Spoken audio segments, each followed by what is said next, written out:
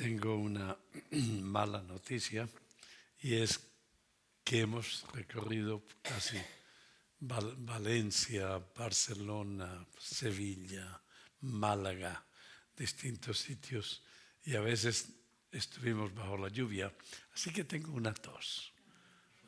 Si logramos, no voy a ser tan efusivo como el pastor, sí, aunque esa es mi tradición de ser muy efusivo, pero ahora la voz no me lo permite. Gracias, Padre Santo, por esta oportunidad de glorificarte, de conocerte más.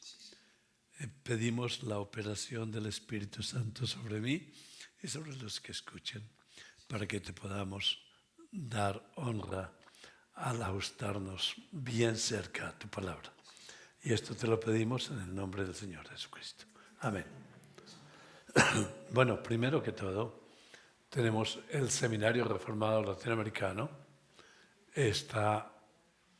Hay 4 sedes en Norteamérica: Houston, Orlando, San Diego, Nueva York, y varias sedes en distintos países. En Venezuela creo que hay 3 sedes.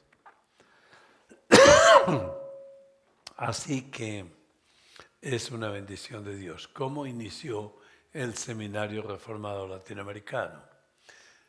A propósito, antes de seguir adelante, vamos a iniciar este seminario en Barcelona. En septiembre vamos a traer el primer profesor. Los profesores que traemos son realmente teólogos muy reconocidos. Y todo esto sucedió, el inicio del seminario, en una forma que nosotros mismos no podemos comprender, pero Dios sí. Yo iba a ser un sacerdote católico romano, iba a ser ordenado en Roma, pero cambié de idea, me fui a Estados Unidos y estudié en la Universidad de Temple, en Filadelfia, administración escolar, y me desempeñé como el director de un colegio secundario del gobierno. Y esto es para los hombres solamente, ¿ok? Allá conocí la mujer más bella del mundo. Eso debe ser la esposa para cada uno de ustedes. Sí. Y la Mimi.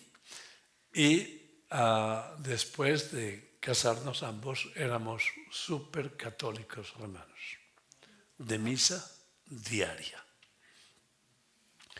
Iba a ser ordenado sacerdote y nunca tuve una Biblia en mis manos. Había una Biblia en la biblioteca, pero la verdad, amados, estaba amarrada con cadenas para que nadie se la llevara. Mimi no podía dormir porque tenía miedo de morir, ellos y el purgatorio. Yo no sabía cómo ayudarla.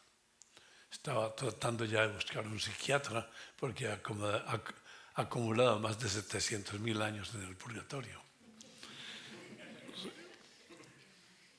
Entonces decidí por primera vez leer toda la Biblia. Me tomó 1 año y medio, con un marcador, buscando el purgatorio. No era ni siquiera buscando a Dios, era buscando el purgatorio para solucionar el problema de la Mimi. Y sabe una cosa, no lo encontré. Encontré un verso que habla de purgatorio, pero encontré también 2 dificultades. La primera dificultad es que lo encontré en un libro que no es canónico, pero yo no sabía, porque no tenía ni idea de la Biblia. Está en el libro del Macabeos, el segundo libro de Macabeos, y todo lo que dice es un verso que es bueno orar por los muertos. Es lo que más se parecía al purgatorio. Seguí leyendo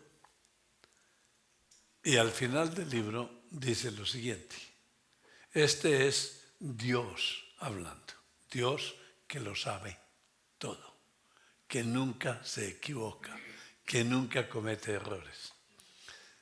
Termina el libro de Segundo de Macabeos y dice, aquí termino mi historia.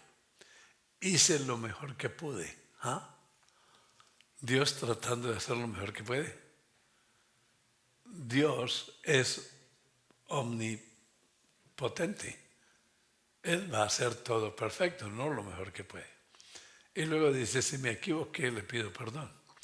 Entonces, eso fue lo único que encontré del purgatorio. Pero encontré, amados, al estar hablando con algunos de ustedes hoy, sentí esa pasión que ustedes tienen por el Señor y por la seguridad de salvación, que es lo que les falta a los católicos romanos. Ellos no saben para dónde van. Entonces, encontré que podemos saber antes de morir si vamos por el cielo o no. Esa es una gran noticia. Es como si el cielo abrió sus puertas y pude entrar.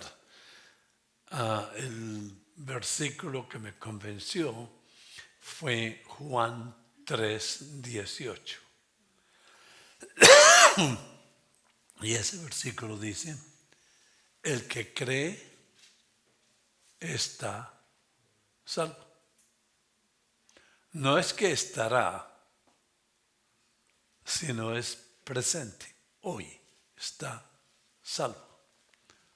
Y luego dice, pero el que no cree ya está condenado.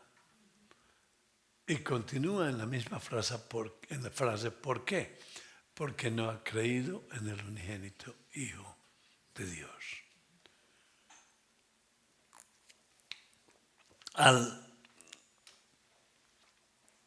encontrar el plan de salvación por fe solamente, en el libro de los Romanos que nunca había leído, se aparece en una forma extraordinaria. Y la absoluta exclusividad de Jesús. Bueno, usted ve lo esencial de Jesús que lo separa de todos los santos y de todo el universo, es que Él es humano y divino. Siendo humano, puede cargar con nuestro pecado. Y siendo divino, tiene suficientes méritos para pagarle al Padre por nuestro pecado. Sí. Nadie va al Padre sino a través de Él, lo repite. Y lo vemos claramente en Juan. En el principio era el Verbo era con Dios y el Verbo era Dios. ¿Qué es el Verbo? Es la segunda persona de la Santísima Trinidad. Y demuestra, bueno, no voy a gastarme una clase de teología acá, pero representa que es de la misma esencia de Dios, que está con Dios. Esa conjunción indica que hay más de una persona en la eternidad. ¿Y cómo cubrimos esto cuando tose? Entonces, en el versículo 14 de Juan, de primera de Juan, dice que ese Verbo se hizo carne y habitó entre nosotros y vimos su gloria. ¿Sí? Entonces,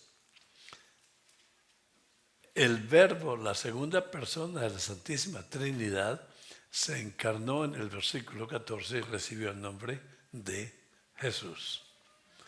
Y luego, al ver lo esencial de Jesús, que por él todas las cosas fueron creadas, seguimos adelante y encontramos el libro de Romanos, que lo primero que dice es que Pablo indicando que todo lo que él dice o escribe está autorizado por las Sagradas Escrituras, hablando del Evangelio que es Jesús y el Evangelio, y dice en el capítulo 1 de Romanos, versículos 3 y 4, que como humano es descendiente de David y como Dios descendiente del Espíritu Santo. O sea que nunca se escapa de la verdad que Él es humano y divino, las dos naturalezas. Por otra parte, en el capítulo 1, versículos 16 y 17 de Romanos, dice, porque no me avergüenzo del Evangelio, porque es poder de Dios para salvación para todos, ¿no es verdad? Cuidado, que mi pastor era R.C. Sproul.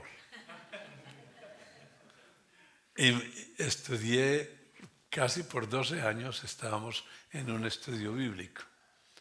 Sí.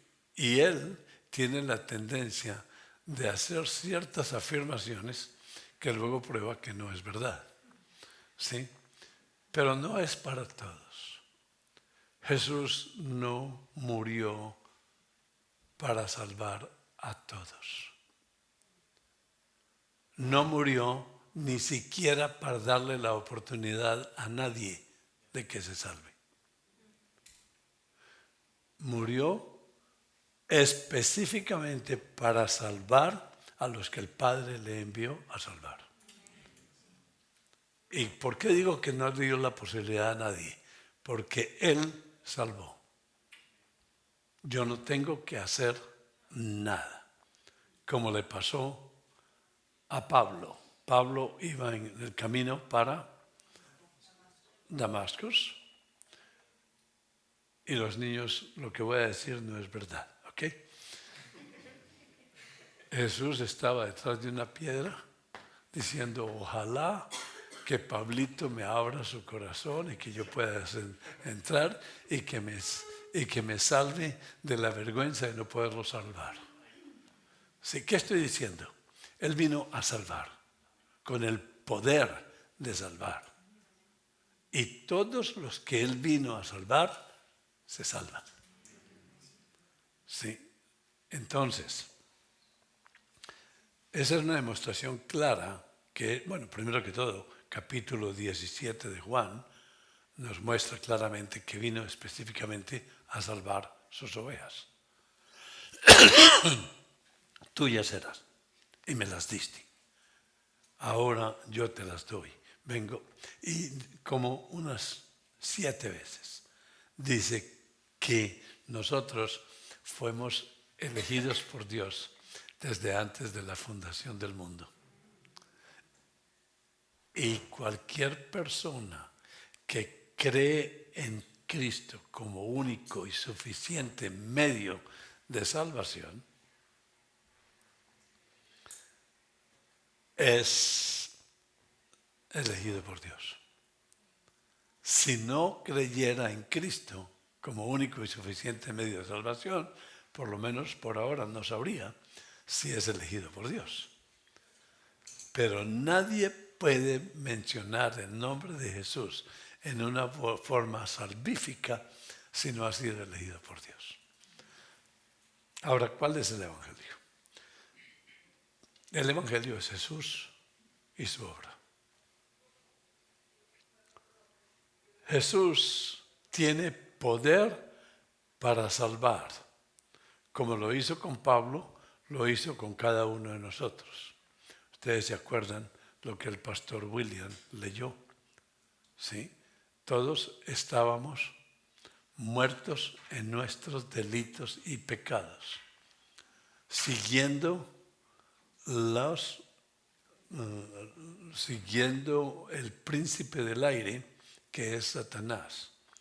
Y por naturaleza éramos hijos del amor de Dios, ¿no es verdad? No. Ese no es proliano. Sí. No.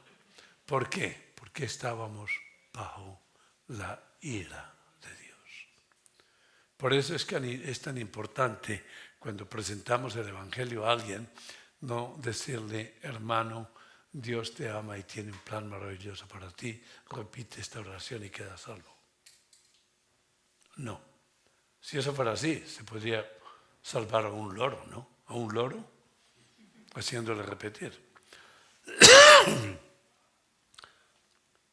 Vino a los suyos y los suyos no le recibieron. Pero los que le recibieron, los que creyeron en su nombre, a ellos les dio la potestad de ser hechos hijos de Dios. Y luego dice, ¿cómo pasó eso? No por voluntad de la sangre, no por voluntad de la carne, ni voluntad de un hombre o que lo bautice o que le haga repetir una oración, sino de Dios. La elección en el primer capítulo de Juan, con 3 palabritas, sino de Dios. Y esa es la gran diferencia entre nosotros. No fui yo que creí, no fueron ustedes los que creyeron. El verbo está en pasivo.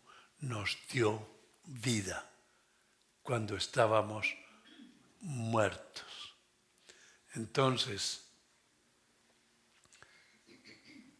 ese hecho especial que le pasó a Pablo nos pasó a cada uno de nosotros.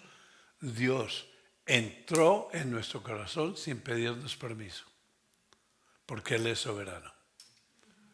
¿Sí? Y Pablo no estaba buscando a Dios, estaba buscando para maltratar y destruir la iglesia. ¿Sí? Y Jesús no le pidió permiso para entrar, entró en su corazón, le cambió el corazón de un corazón de piedra a un corazón de carne, lo tiró al piso y lo dejó un poco menos ciego de lo que estaba. ¿Cómo te parece eso? Antes estaba ciego espiritualmente. Ahora solamente quedó ciego físicamente por algún tiempo. O sea que quedó menos ciego de lo que estaba. Eso nos pasó a todos nosotros. Encontré en una forma clara que la justificación es por fe solamente, no por obras. Encontré que la justificación es también a través de la gracia. Y la gracia es porque es un regalo de Dios. ¿Sí? Y en el capítulo 5 de Romanos encontramos claramente que es exclusivo por Jesús, porque cuando nosotros estábamos muertos en nuestros delitos y pecados y éramos enemigos de Dios, Jesús murió por nosotros. Y murió para rescatarnos ¿de qué? De la ira de Dios. De la ira de Dios. Es hermoso. Entonces, encontré en las Sagradas Escrituras que la salvación no se pierde. Y no se pierde porque Dios es soberano y porque Dios es inmutable. Sí, Él no cambia de idea. Si yo me doy la salvación a mí mismo, yo podría desalvarme, ¿no? No existe esa palabra, pero creo que se les queda. ¿Por qué? Porque yo soy inmutable, soy mutable, pero Dios no cambia. Entonces, ese es el plan bíblico de salvación.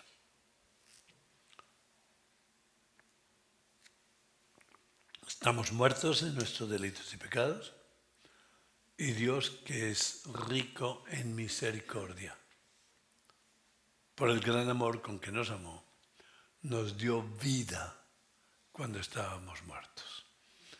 El pastor me dijo que hablara algo de Ligonier, pues les aconsejo el libro de Elegidos por Dios.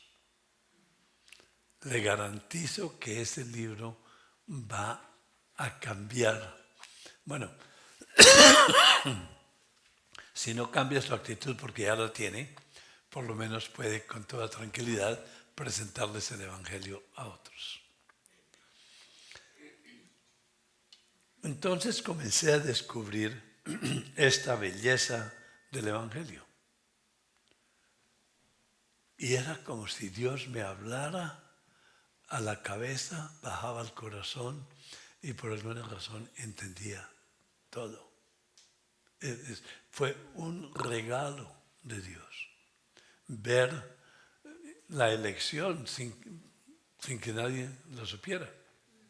En efecto, llegué hasta el extremo de decir, sí, en mi convicción, y lo sigo diciendo, que solamente hay dos equipos en el mundo: los hijos de Dios y los hijos de Satanás. Y todos los que no creen en Cristo como único y suficiente medio de salvación son hijos de Satanás.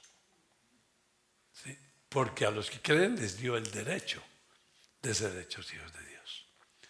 Y alguien que no cree específicamente en Jesús como único y suficiente medio de salvación no puede orar el Padre Nuestro.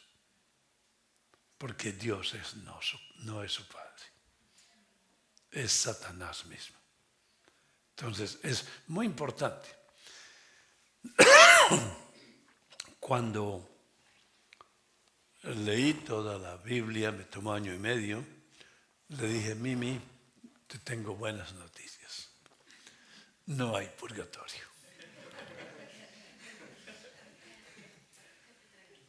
¿Sabe lo que me dijo? Me dice: eso es lo que ese libro dice. Pero la iglesia dice que sí hay y debemos obedecerle a la iglesia. ¡Auch! ¿Qué hace usted con eso?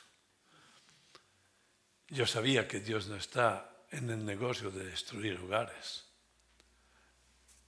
ni tampoco quería hacer una teología, porque es verdad, tenemos que obedecerle a la iglesia. R.C. Sproul decía: alguien que cree que es cristiano pero es alérgico a la iglesia local, a lo mejor no es cristiano.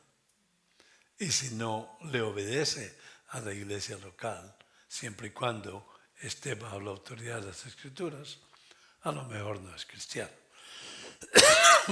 Le dije: bueno, entonces me fui a orar. Pero la pasión que Dios me dio por este libro fue increíble, hasta el punto que, como Mimi no me escuchaba, toda la gente que encontraba los agarraba por la cama y les decía: crea en el Señor Jesucristo. Sí, era un fanático. Y ojalá hoy fuera yo fanático. Si ustedes ven al Real Madrid, tal vez es un ejemplo no muy bueno para los que no quieren el Real Madrid, ¿sí? Y ven hacer un gol extraordinario, ¿qué hace? Grita. No dice: ¡ay, qué bueno gol! ¡Qué gol tan bueno! No, salta que hasta los vecinos, hasta los perros ladren del vecino, de los gritos. Somos fanáticos por un equipo. Deberíamos de ser extraordinariamente fanáticos por Dios. Amén. Extraordinariamente fanáticos. Buscar la manera de presentarle el Evangelio a cuanta gente encontremos. Porque esa es la única razón para vivir. La única razón por la cual estamos vivos. Would you turn that off, please? Entonces, me fui a orar. ¿Puede imaginarse? Yo no soy los que dicen que Dios habla con nosotros auditivamente, pero sí me habló en el corazón. Y se me ocurrió, no yo, sino el Espíritu Santo iluminándonos, que fuera y hablara con el monseñor que era nuestro amigo. Monseñor es como un obispo. Los que no conocen la doctrina del purgatorio, la doctrina del purgatorio dice que cuando morimos, si morimos en pecado venial, nos vamos a un sitio que se inventaron, que se llama purgatorio, y allí hay llamas que purifican a las personas para poder entrar al trono de Dios, porque Dios no tolera pecado.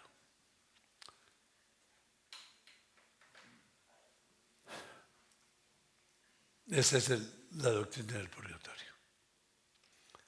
Entonces, la Biblia nos dice lo contrario. En Colosenses 1:22 nos dice que Dios nos cubrió, Jesús nos cubrió con su sangre para presentaros ¿qué? Puros y sin mancha delante de Dios. Entonces decidí ir a visitar al monseñor. Nos dio una cita en su casa. Dice, no, y Mimi, ¿en qué puedo servirles? No sé por qué, pero el impacto que Dios hizo en mí, en saber que yo podía saber antes de morir que iba para el cielo, es algo increíble. Y debe ser increíble para ustedes. Cuando ustedes piensen en eso, de ahí en adelante no tienen ninguna razón de estar tristes. Punto. Ni lo alto, ni lo profundo, ni las enfermedades, ni nada nos puede quitar del amor de Cristo. En efecto, en el momento en que creemos en Cristo, por fe, el Espíritu Santo nos da el conocimiento de que Cristo pagó en absoluto por todos nuestros pecados. En ese momento, la ira de Dios que venía sobre mí cayó sobre Cristo como un pararrayos. Y sobre mí solamente cayó la justicia de Cristo, la santidad de Cristo. ¿Sí? Si creemos eso, deberíamos de estar extraordinariamente felices, porque no podemos ir a presentar el Evangelio con caras tristes. Dicen que un cristiano triste es un triste cristiano. ¿Sí? Si tenemos todo en nuestras manos, esa belleza de la eternidad, si pudieran escuchar, no sé cómo se dice en español, pero The Increasing Joys of Heaven by Jonathan Edwards. El incremento del gozo eterno por Jonathan Edwards. Usted escucha eso y se quiere morir hoy. Sí, está en el libro Charity and Its Fruits, too, pero está en audio en español y en inglés. Usted quiere morirse hoy, porque es que el cielo es increíble, es hermoso. ¿Y sabe cuándo comienza el cielo? Aquí. Podría decir que no vamos para el cielo, sino que estamos en el cielo y cuando morimos damos un paso más a algo mucho más esplendoroso. Ok.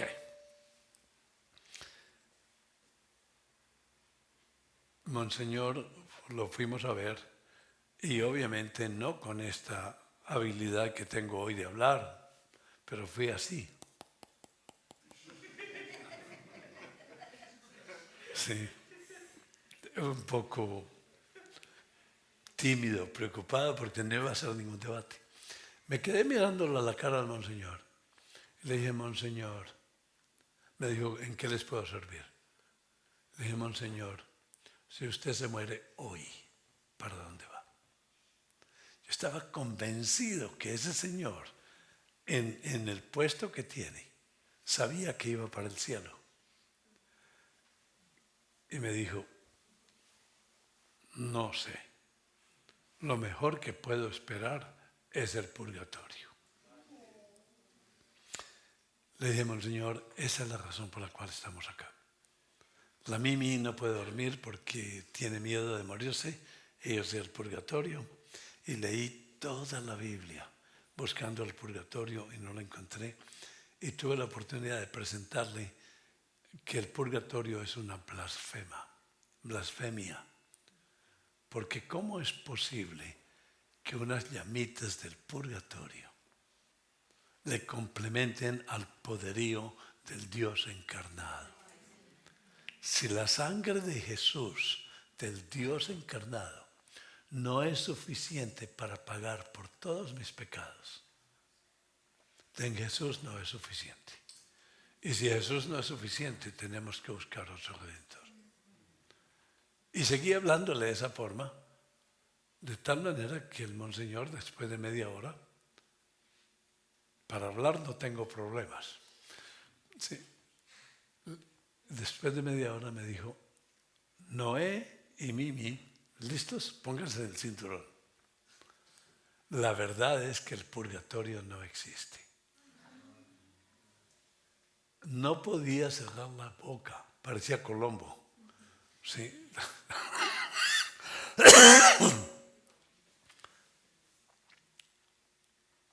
Y le dije, no existe. Eso era lo que yo quería escuchar, porque en ese momento la Mimi se curó. Porque ahora es el librito y la iglesia. Y mientras que estamos en esto, la autoridad del catolicismo romano son tres. Es la Biblia, la tradición y el magisterio de la iglesia. Y Ratzinger le hizo firmar el catecismo a Juan Pablo II, donde dice que la Biblia no se le puede confiar sola. Para confiar en la verdad tiene que ser la Biblia, la tradición y el magisterio de la iglesia. Y el magisterio de la iglesia es el Papa, los concilios, los obispos y el sacerdote. Y el más cruel de todos, el más horrible de todos, es el sacerdote, que es el que la gente conoce y confía. Y ese sacerdote horrible le ha quitado el puesto al Señor Jesucristo. Se ha convertido en el Salvador de los hombres. Un sacerdote vino a mi casa pidiéndome que por favor le explicara, porque leyó mi disertación, un estudio comparativo entre la doctrina oficial de Roma y las Sagradas Escrituras,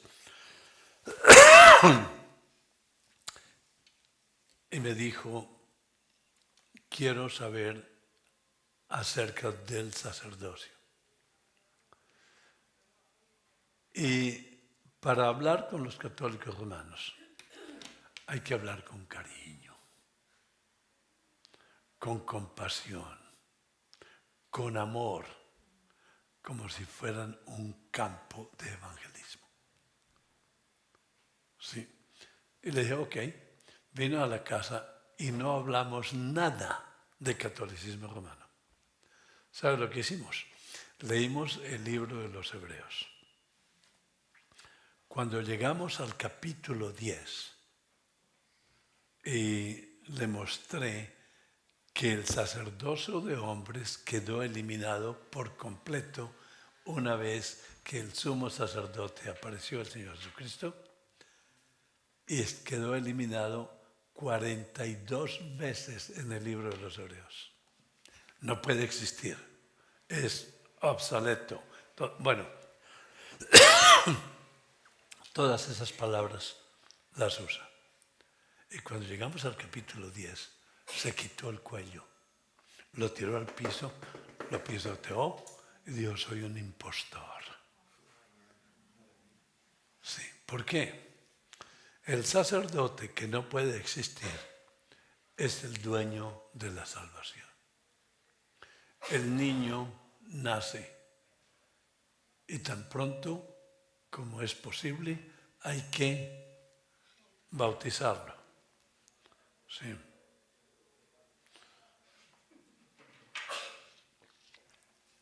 Y ese bautizo salva al niño. La Biblia no sabe nada de esto. Porque la salvación, como ya hablamos, es por fe solamente. Justificación por fe solamente, en Cristo solamente. Luego, ese niño queda salvo y puede ir al cielo. Ahora está salvo porque está bautizado. Que no es verdad. ¿Sí? Eso no es verdad. Luego, cuando el niño llega a los 7 años, ellos dicen que el niño llega al uso de la razón. ¿Y qué hace? Peca. Ahora queda condenado. ¿Cómo recupera su salvación? Presentándoles al Señor Jesús, ¿no es verdad? Pero eso no es lo que el sacerdote hace. Los entrenan para decir la primera confesión. Y va no donde Jesús, sino este hombre abusivo que no tiene derecho a ser sacerdote. Y dice, ego, yo te absuelvo. Y ese niño queda salvo. ¿Hasta cuándo? Hasta cuando peca. Perdió la salvación.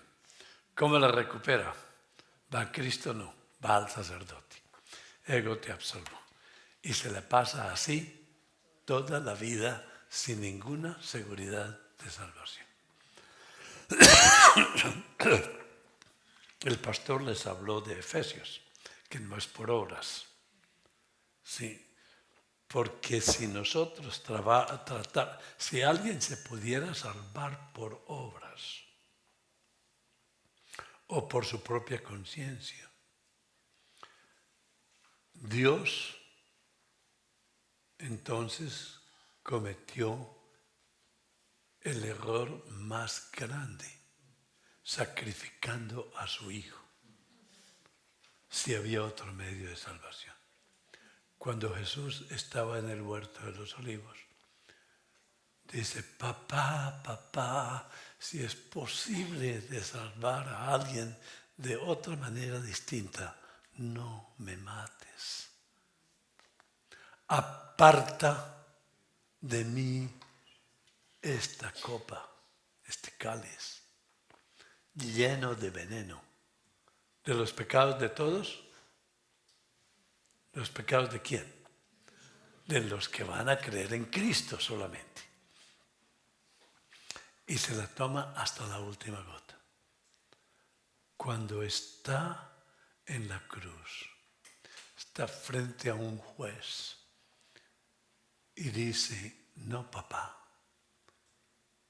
sino Dios mío, ¿por qué me has abandonado? Está ante un juez por nosotros. No le dijo papá. Y Dios volteó la cara. Todo fue oscuro. Porque la ira de Dios que venía sobre nosotros cayó sobre Cristo. Y luego, cuando todo terminó, dijo, papá, volvió a la relación, cuando todo estaba pago, papá, en tus manos encomiendo mi espíritu. Y antes de decir eso, dijo, todo está completado, terminado. Y en el momento que dijo eso, el velo del templo se rasgó, se rompió de arriba hacia abajo, Y ese templo es el cuerpo del Señor Jesucristo. Para permitirnos entrar al lugar santísimo, donde entraban los sacerdotes de los levíticos, cargando los pecados de los hombres con sangre en la día de expiación una vez por año. Ahora Jesús nos abre las puertas para nosotros entrar al lugar santísimo.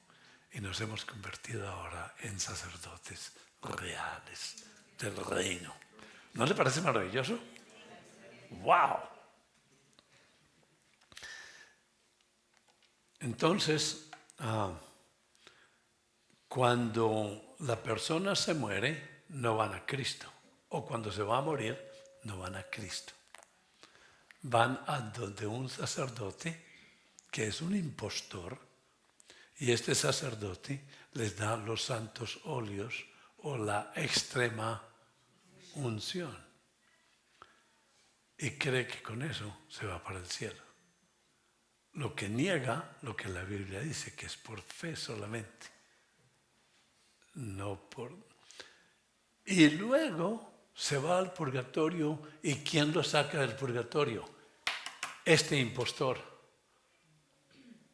Usted tiene que pagar misas. Imagínese pagarle a un bombero para que salve a alguien de una hoguera. Hay que pagarle sufragios para que el tiempo del purgatorio sea más corto. Este problema de tener 3 autoridades es grave, porque el catecismo católico romano, pero el título es católico, que no es verdad, porque los católicos son todas las personas en el mundo que creen en Cristo como único y suficiente medio de salvación. Los demás no son católicos. Posiblemente son católicos romanos, pero no católicos. El catolicismo romano se salió de la iglesia mundial, de la iglesia católica, con Constantino. Y ahora se convirtió no en la iglesia católica que somos nosotros, sino en la iglesia católica romana, que es una contradicción porque no puede ser romana y mundial a la vez. Y por otra parte, es una iglesia ahora del gobierno, y por otra parte, ¿puedo dar órdenes aquí? Les ordeno que nunca digan iglesia católica romana, porque eso no es iglesia. No es. Cuando se niega a Cristo como único y suficiente medio de salvación, ahí no hay iglesia. Y ellos dicen que estas 3 autoridades son iguales. Y esta Biblia no puede tener autoridad solita sin consultar con la tradición y con el magisterio de la iglesia. Pero hay un problema. En esta Biblia dice que la justificación es por fe. En este catolicismo romano dice que la justificación es por bautismo y por penitencia. ¿Quién tiene la razón? Este Biblia dice que no hay ni siquiera uno. Romanos 3:10. No hay ni siquiera uno que no tenga pecado. Ni siquiera uno. Pero la autoridad de la iglesia dice que sí, hay una que nunca tuvo pecado. Entonces, ¿qué hacemos? ¿Qué pasó? Si hay contradicción entre 3 autoridades, ¿sí? Y las autoridades son iguales y hay contradicción, ¿a quién le obedece? Entonces, cuando se encontraron con esta dificultad, se cambió y ya las 3 autoridades no son iguales. Toman esta posición. Porque ellos dicen que la iglesia fue la que produjo la Biblia. ¡Wow! Nos gastaríamos un mes hablando sobre la codificación de la Biblia. La iglesia no produjo la Biblia. La iglesia la recibió. Punto. Ahora, esta es la autoridad del catolicismo romano. El magisterio de la iglesia, la tradición y la Biblia, en este orden. Para nosotros es la misma autoridad, ¿no es verdad? Pero de esta manera. ¿Está claro? La iglesia tiene autoridad siempre y cuando esté bajo la autoridad suprema de las Escrituras. La tradición tiene autoridad siempre y cuando esté bajo la autoridad de las Escrituras. Así que tengamos cuidado con la reforma protestante del siglo XVI. Cuando decimos sola escritura, no estamos diciendo que la Biblia es la única autoridad. Quédense ahí conmigo un momentito. Es la suprema autoridad. La iglesia tiene autoridad, la tradición tiene autoridad, la tradición creó los credos y elaboró para defender la divinidad de Cristo, la humanidad de Cristo, la Trinidad. Pero ¿cómo lo hizo? Sometiéndose a la autoridad de las Escrituras. O sea que la tradición sí tiene autoridad. Y la iglesia también tiene autoridad. La disciplina de la iglesia. Siempre y cuando esté bajo la autoridad de Mateo 15, 18. Que es la Biblia. Entonces hay que tener cuidado. A veces decimos sola escritura. Eso no quiere decir que es la única. Pero sí es la suprema autoridad. Si usted me dice algo que no está en la Biblia, no es. Voy a decir, antes de explicarles lo que el Catecismo Católico Romano, que cruelmente lo llaman Catecismo Católico, pero no es. El Catecismo Romano, lo que dice acerca de la negación de Cristo. Imagínese estar en una iglesia donde se niega a Cristo. ¿Usted vendría? Ni riesgo. No. El Catecismo Católico Romano niega a Cristo. No solamente no cree en Él como único y suficiente medio de salvación, pero lo niega. Me acuerdo de eso antes de terminar. Voy a hacer un paréntesis. ¿Cómo se le presenta? Pero no me deja de olvidar del Catecismo Católico Romano. ¿Cómo niega a Cristo? Como no hago notas, y eso lo aprendí de R.C. Sproul. ¿Sí? Entonces es difícil guardar la secuencia.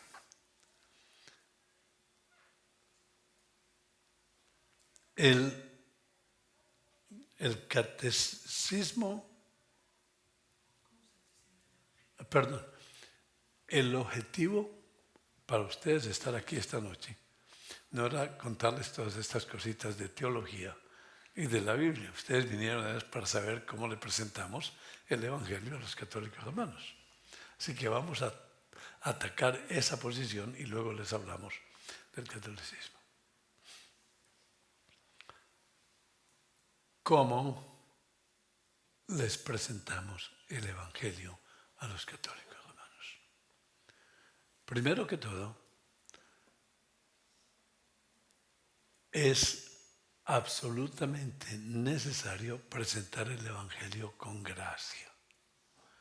El Evangelio de la gracia con gracia.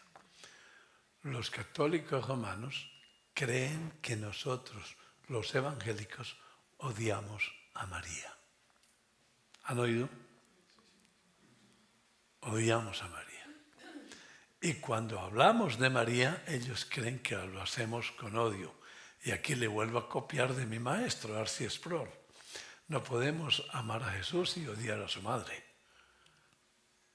¿Por qué?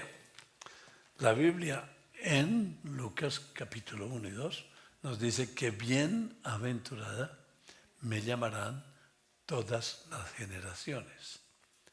Y si no honramos a María, estamos en contra de las Sagradas Escrituras. María es bella. Es la madre de nuestro Redentor. Es la madre de mi Señor Jesucristo. María fue escogida por Dios desde antes de la fundación del mundo para ser la madre de mi Redentor. María está en el cielo porque fue salva por Jesús. Entonces, ¿por qué hablamos mal de ella? Entonces, cuando nos encontramos con un católico romano, ellos ya nos han etiquetado, así se dice. Que yo, como no hablo con frecuencia en español, estoy copiándoles de lo que dicen acá.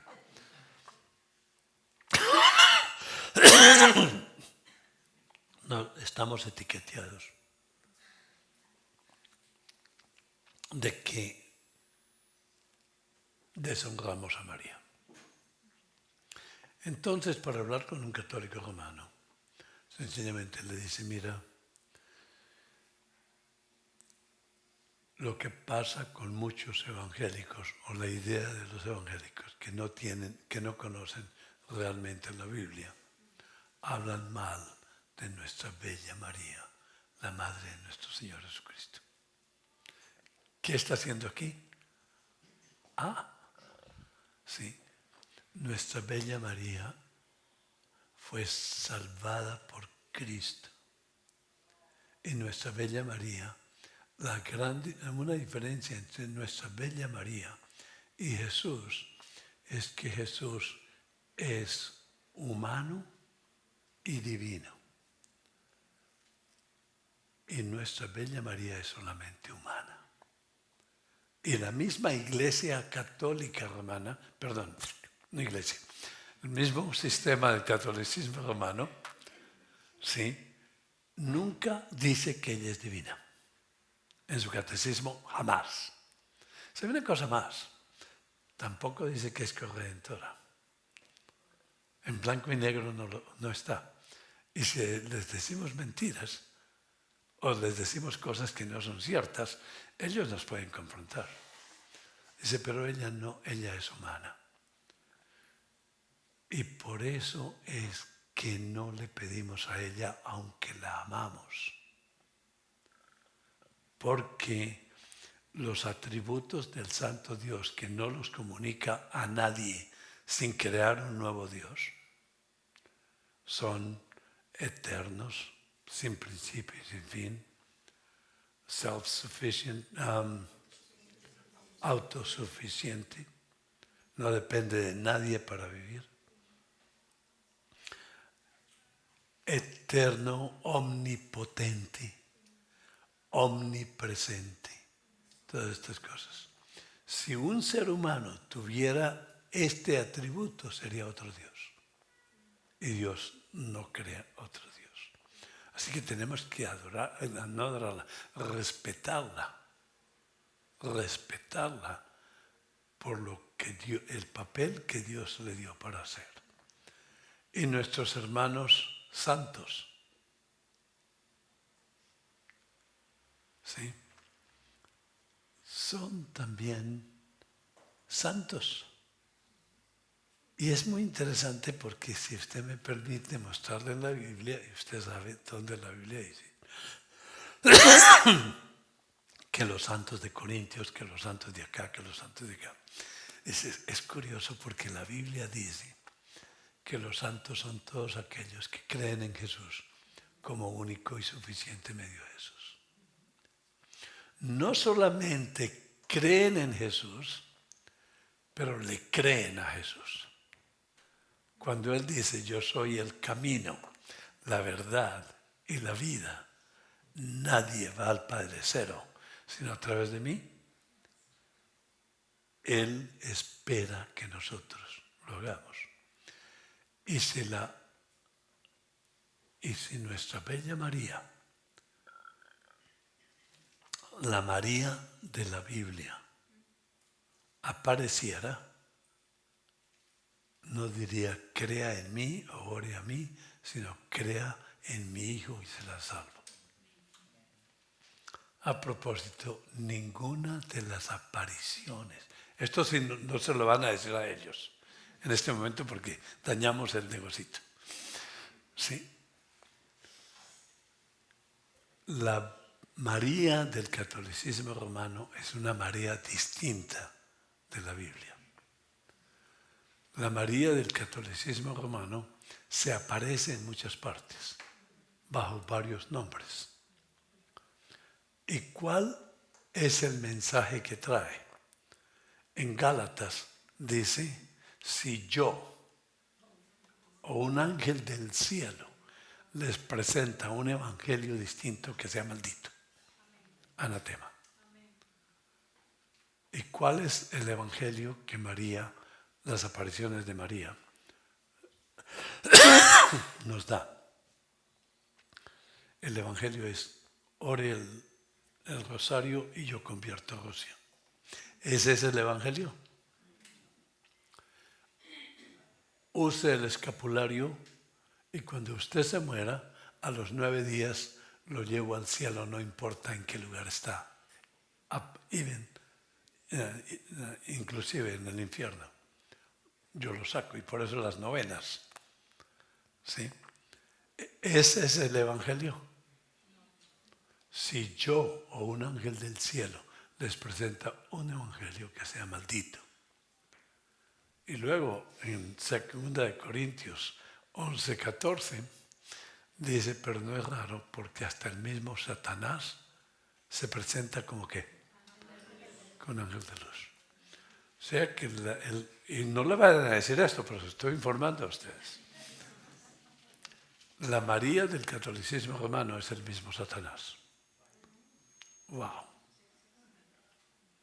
Y no es raro porque está también en el Antiguo Testamento. En Jeremías, capítulo 7, 18, dice que la reina del cielo es otro Dios, maldita. Sí, pero no le vaya a decir eso. Solamente le explica que la Bella María es salva, es santa y la honramos. Honramos también a todos los santos. Tenemos aquí 40 santos que escribieron la Biblia, inspirados por el Espíritu Santo. 40. San Moisés, San Jeremías, San Ezequiel. Bueno, San Sansón, que no lo quiero mucho. Ahora que dije eso, tengo que explicarlo. Yo personalmente, cuando veo a Sansón, veo que no hizo nada bueno. Debería estar en el infierno, pero la Biblia dice en Hebreos que está en el cielo. Y ahí, cuando veo a Sansón, entonces también yo puedo ser salvo. Porque no soy tan malo como Sansón.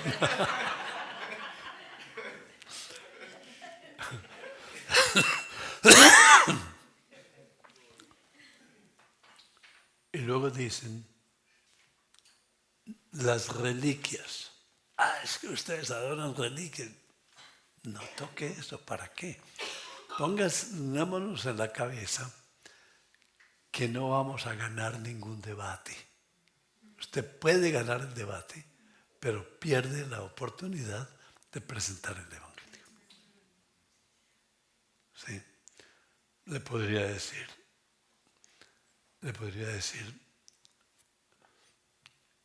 ahora que conozco el plan de salvación, sería una forma muy horrible de odiar a mis hijos y de odiar a mis seres queridos si no les presento el Evangelio. Es la mejor manera de odiarlos. Entonces, ahora las reliquias no las toque.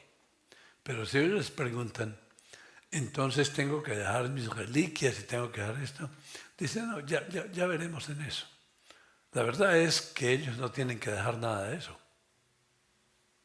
Dios se las va a quitar. Si está convencido que es cristiano, no va a poder, es que usted no puede tener una reliquia, no porque no la quiera, sino porque no puede. Es algo. Ya vamos a terminar. Entonces, les voy a contar algo que me pasó en Panamá. Pero esto se lo cuento para que ustedes y nosotros tengamos en la cabeza que nuestro trabajo es hacer amigos antes de presentarles el Evangelio. Y no esperar que una pequeña conversación los vaya a convencer.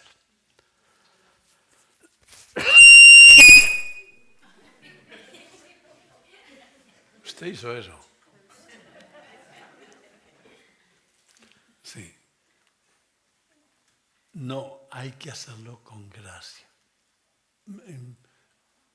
Pregúntele, su hijo, puede decirle con toda tranquilidad, mira, una de las cosas más bellas que nosotros podemos tener es lo que Jesús nos dice, que Él es el camino, la verdad y la vida. Nadie va al Padre sino por Él, y si creemos en Él ya estamos salvos. Jesús lo dijo, pues si amas a Jesús, vas a creerle a Jesús. Sí, es la habilidad de hacer amigos.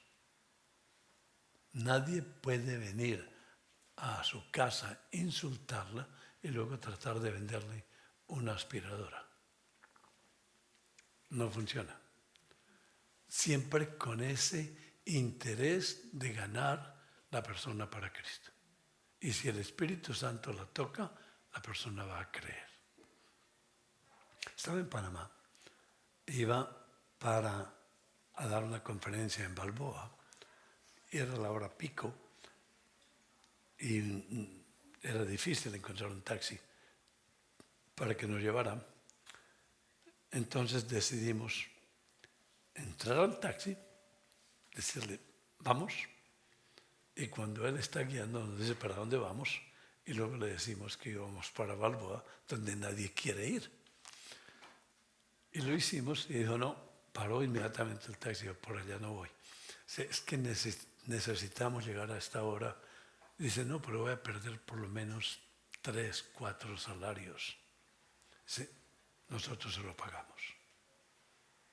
Yo, ok, nos llevó. Y luego nos preguntó, ¿ustedes qué hacen? Y yo como para congraciarme con él. Nosotros somos misioneros. ¿Sí?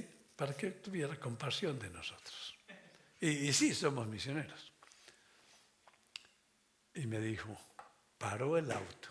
Me dijo, odio los misioneros. Todos estos misioneros que quedan aquí, Jesús por acá, Jesús por allá, Jesús por acá.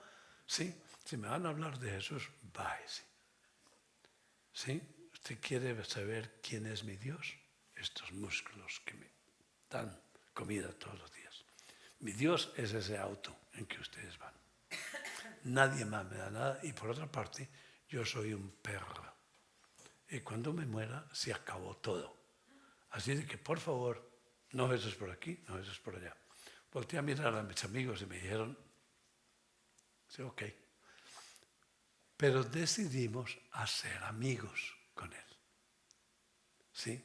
Cambiar totalmente. Él ya no quería escucharnos, como no lo van a escuchar los católicos romanos. Ahora sí suena mejor. Ella me dice, usa el pañuelo, es fácil. Nos contó que su hijo era el mejor jugador de fútbol de todo el mundo. Un niño de 13 años. Y nos contó todo lo que hacía, cómo le daba la pelota y la pelota se iba por allá y luego... Bueno, increíble el muchacho. Y cuando ya estábamos llegando, le dije, ¿sabe una cosa? Nos hiciste amar a tu hijo. Es un muchacho extraordinario. Pero estoy convencido que usted odia a su hijo.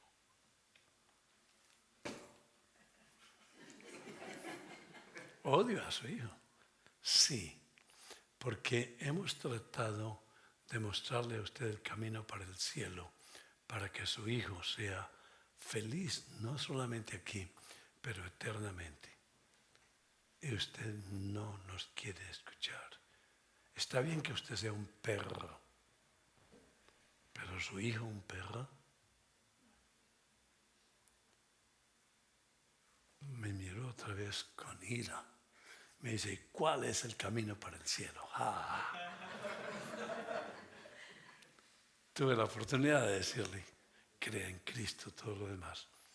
Llegamos a la conferencia, éramos 3 expositores, ¿y sabe quién estaba en la conferencia? El taxista. Se quedó por 3 horas, conoció a Cristo y lloraba. Nos quería devolver el dinero que le habíamos pagado. No nos cobró por llevarnos. Dice, hoy el Señor llegó a mí y llega a mi hijo. Sí, el domingo nos mandó una fotografía de que había ido a la iglesia. El domingo por la noche nos mandó otra fotografía que había ido a la iglesia. A los 15 o 20 días nos mandó una fotografía de su hijo diciendo, este es el perro que ahora es un hijo de Dios. ¡Wow! Sí, es cuestión de presentar el Evangelio con gracia. Ahora sí vamos a terminar.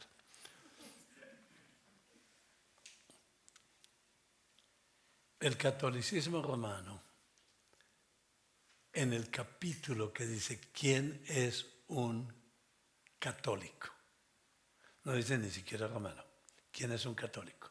Ustedes lo pueden encontrar por Google, porque el señor Google sabe casi todo. ¿Sí?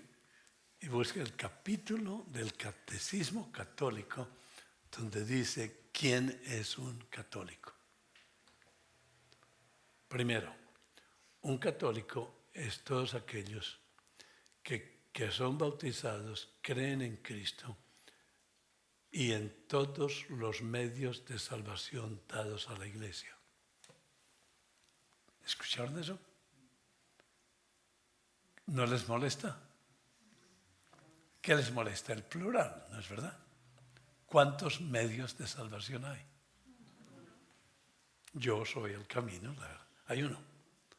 Luego dice, también son católicos los ortodoxos, aunque no le obedecen al Papa, por lo menos tenemos una relación más cercana. Y luego dice, también son católicos todos nosotros. Queramos o no, ahora somos católicos romanos por orden de Ratzinger y del Papa. Porque aunque no obedecen al Papa, tenemos una relación y por lo menos son bautizados. Y luego dice, también son católicos los judíos. Los judíos no creen en Jesús como Dios. ¿Cómo puedo? Ya ustedes ven ahí una negación de Jesús. Si el catolicismo romano abraza a los judíos como católicos, como miembros de la iglesia, pues el catolicismo romano no es cristiano, porque los judíos no aceptan a Cristo. Y luego dice, y quiero que lo busquen en su Google y lo lean. Ahora se tienen que apretar el cinturón otra vez. También son católicos los musulmanes, que creen en el Creador. La palabra Creador elimina todo lo demás. Son descendientes de Abraham y adoran con nosotros el mismo Dios. Esa es una grave. Ya se ha negado a Jesús 2, 3 veces. También son católicos las religiones orientales, los budistas, todos estos, porque ellos en medio de su oscuridad están buscando la verdad, de la cual, de quienes nosotros como católicos, dicen ellos, podemos aprender. Amados, la verdad no es relativa, es absoluta. ¿Qué más dice? Dice, también se van al cielo todos los que no creen en Cristo. ¡Wow! ¿Qué dice la Biblia? El que no cree en Cristo va para el infierno. ¿Cómo se atreve a decir eso? Los que no creen en Cristo, pero siguen su propia conciencia. La conciencia que no es informada por el Espíritu Santo es un buen camino para ir al infierno. Sí. Así que los dejo ahí porque si no la pobre Mimi no va a tener tiempo de continuar. Pero les quiero hablar 2 minutos o 3 del Seminario Reformado Latinoamericano. Escribí una carta a todos mis amigos que estaban en el seminario conmigo en Colombia y ahora eran obispos y tenían otros cargos, presentándoles la diferencia doctrinal entre el catolicismo romano y las Sagradas Escrituras. Una carta corta, 18 páginas. ¿Sí? Y yo pensé que se iban a enfadar. Y en lugar de enfadarse, me invitaron a dar una conferencia a un debate con el obispo de Bogotá por televisión. Fui con mucho gusto. Nuevamente. Y el doctor James Montgomery Boyce, que usted lo conoce, nos ayudó, nos envió y envió a 2 misioneros más con nosotros y le pidió a la iglesia que oraran por nosotros. En ese debate, en esa reunión, todos descubrieron que la Biblia es la suprema autoridad. No sé si hayan creído, ¿no? Pero se convencieron, mostrándoles lo que decía el catolicismo romano y lo que decía la Biblia. Descubrimos que ellos mismos y muchos sacerdotes y el obispo no sabían lo que dice el catecismo. Sí. Bueno, todos dijeron, ¿me puede venir el domingo, el martes, el miércoles a mi casa? Y toda la semana se convirtió. Luego decidimos visitar las escuelas, las iglesias cristianas. Y descubrimos que las iglesias cristianas estaban peor que el catolicismo romano. Estaban vendiendo el evangelio con el evangelio de prosperidad, robando a la gente y enseñando un evangelio completamente distinto. Me vine con el corazón pequeñito. Y cuando me encontré con Dr. Boyce, me dice, no, ¿cómo le fue? Él habla así. Dice, no, estos pastores son herejes. Estaban mejor como católicos romanos. Y me dice, no son herejes, son ignorantes, vamos a educarlos. Y plantamos el primer seminario en Bogotá, reformado latinoamericano. Hace 25 años. Comenzamos con 12, uno se perdió, Suena. Sí. Y los demás se convirtieron en baluartes. Y el seminario de hace 25 años ha preparado más de 2.000 pastores. Las iglesias reformadas se están multiplicando en una forma extraordinaria. Sí, es algo increíble hasta el punto de que Latinoamérica realmente está dando la vuelta completa. Y nuestros peores enemigos no son los católicos romanos, son los pastores que no creen en las doctrinas de la gracia o no creen o que les estamos dañando el negocio de la prosperidad y todas estas cosas. Pero a pesar de eso, Dios ha dado esa oportunidad.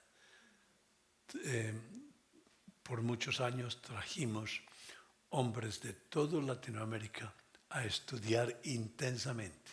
Me comentaba mi hermano que estuvo allá. Dice, eso parece una estación de militar. Intensos, estudios intensos. Y cuando regresan a sus países, vienen sin conocer las doctrinas de la gracia. Y se le enseña el primer curso y pelean. El segundo, pelean. El tercero, algunos ya se van. El cuarto, siguen peleando y al quinto se vuelven más calvinistas que Calvino. Y regresan a sus países, ¿sí? Y fundan iglesias. Hay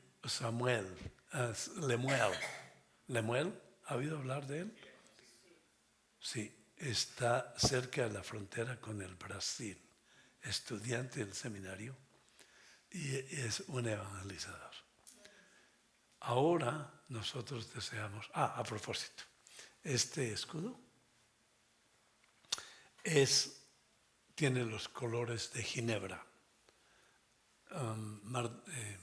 Calvino instituyó el seminario, trajo hombres de toda Europa y cuando terminaron sus estudios intensivos les dio el certificado de teología y el certificado de defusión, porque sabían que el catolicismo romano los iba a matar. Y mataron a la mayoría de ellos. ¿Sí? Y Calvino traía más. Y Lutero también traía gente a sus seminarios. Así se extendió la reforma por toda Europa en el siglo XVI. Y de Europa fue a Norteamérica. Ahora estamos llevando la reforma del siglo XVI en el siglo XX y siglo XXI. Tenemos más de 100 profesores que donan su tiempo para ir a enseñar. Y como curioso, ahora vamos a abrir en Barcelona. Comienza en septiembre el primer curso y va a ser una combinación de cursos para hombres y mujeres, no que las mujeres vayan a ser pastoras. Pero como también estamos ofreciendo, casi que digo psicología bíblica, consejería bíblica. Psicología bíblica es una contradicción. Sí. Y entonces las personas pueden tomar cursos por módulos, pueden asistir 2 fines de semana o un fin de semana largo, los puentes, con un profesor y luego continúan sus estudios en línea. Tenemos más de 50 cursos en español. Sí. Y tenemos programas de licenciatura, maestría y doctorado. ¿Digo algo? Pastor, no me va a perdonar, pero creemos que el pastor Graham va a ser el primer graduado de maestría en Europa del Seminario Reformado Latinoamericano. Sí.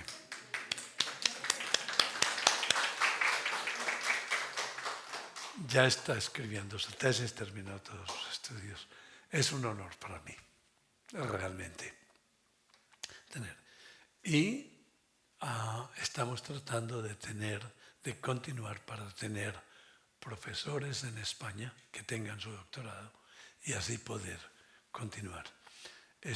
La razón por la cual no tengo voz es porque hablé mucho en Barcelona, luego en la iglesia, luego en Valencia, luego en Málaga. Bueno, y el fervor que hay, la pasión que hay por la doctrina de la gracia aquí en Europa, me voy altamente emocionado. Sí. Gracias por recibirnos y que Dios los siga bendiciendo.